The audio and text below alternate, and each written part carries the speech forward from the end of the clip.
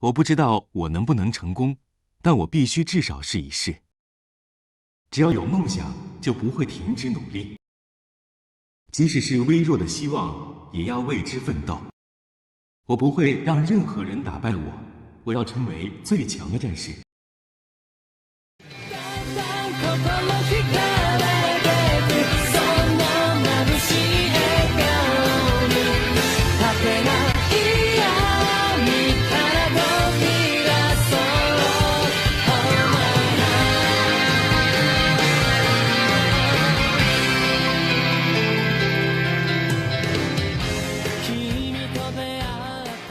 我们对鸟山明先生逝世表示深切的哀悼，向他的家属表示诚挚的慰问。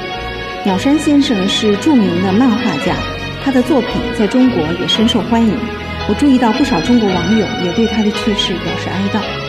我们期待也相信日本会有更多的有识之士积极投身中日文化交流和两国友好事业。